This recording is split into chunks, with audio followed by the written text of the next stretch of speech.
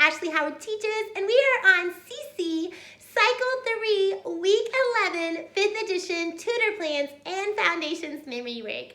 If you are new here, would you hit that subscribe button and that like button so that you don't miss a thing about homeschool planning, about homeschool mom ideas, about tutor planning, and so much more. If you like getting tutor ideas, would you hit that like button? I would love to hear in the comments below what has been working and what hasn't been working these last couple weeks as you have been tutoring. It helps so much to hear new ideas. If you have review game ideas that are amazing, let me know in the comments down below too. Alright, so this week we're going to start with math and we're going to start with cubes. What I like to do is start with limbo. I did this a long time ago at the beginning of the year and it was so much fun. You play the song for math and you have a stick or some kind of straight object that you hold out, play the song and they go under and you go lower and lower as they say their cubes. Now before I play this game, I like to make sure that we already have it. So what I'll do is I'll have them go up to the board. I have one of those cute pointers. I'll link that down below too. It's just one of those finger pointers that you hold up. And I'll have them come through and we'll point to these. I'll get some volunteers. We'll point to the numbers as we sing them and then erase a couple as we go so they have to fill in the blanks. And then we'll end with our fun limbo and we'll play that 2 or 3 times. So that's kind of a fun way to end, have math be fun and engaging. All right, so let's move on to science. All right, so for science this week, we're going to sing it to the tune of Father Abraham. And we're not going to start with the question, we're going to start with the answer. So I'll start it off for you so you can see how it'll sound. I won't go through the whole song, but just the first sentence so that you can see what it'll sound like. So it'll sound something like this. The endocrine system consists of glands. So it'll go something like that, and you'll hear it go through, but it fits really nicely in there. All right, so for our hand motions for this song, I like to sign E for the endocrine system. So for glands, I'll go like this. And then for organs, I'll go like this. And then for hormones, we're gonna sign an H like this. And then to send, we're gonna go like this and send our messages like this. And then for bloodstream, we're gonna make a stream like this. And then for the rest of the body, we're gonna point up really high and then sing to the ground like this.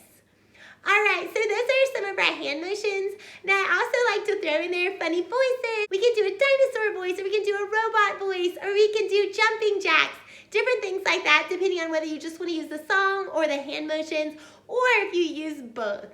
So that'll give you some good ideas on fun things to do. So let's move on to Latin. All right, so I love Latin this week because it's one of my favorite things to do. Now, what I do like to get beforehand is a little shark. Now, I have a little shark stuffed animal that I use. It's huge, but it makes it so fun. It makes them laugh. I have my little shark stuffed animal. They get to take turns being the leader and holding the shark's face as they say it. So what we'll do is it'll go to the tune of Baby Shark. So it'll go something like this. Latin nouns, do do do do do do. Okay, so I'm gonna have them, the people that do not have the stuffed animal with them, they're gonna put their shark fin up on top of their back and we're just gonna go around the room doing like that.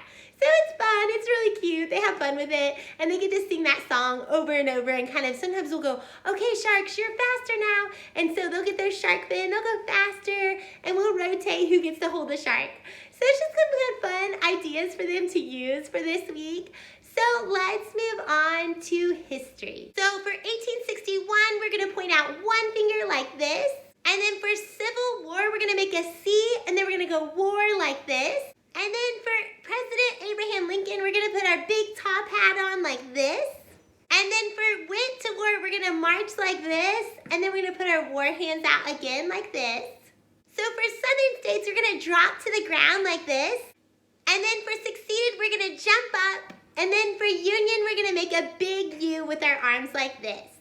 So those are hand motions for history this week. All right, so this week for history for the littles, it's kind of fun to make one of those Abraham Lincoln hats that they can wear for this one. I'll leave a link down below for a cute cutout where you can make your own hat.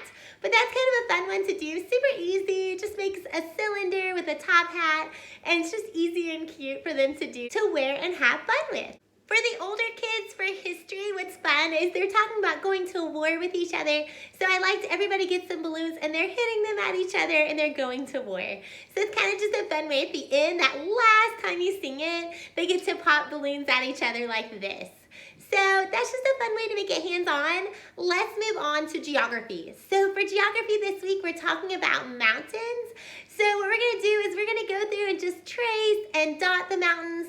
We're gonna find them. I believe there's only 4 this week, so it's super easy. They can find those mountains, and then you just go through. I like to go out of order too, just so I know that they know them.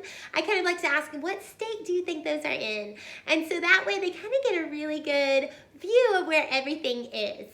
All right, so that is our geography. Let's move on to review.